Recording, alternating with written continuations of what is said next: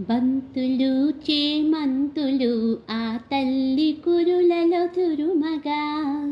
బంతులు చేమంతులు ఆ తల్లి కురులలో తురుమగా. సన్నజాజుల సరములు గళసీమలో అలరించగా.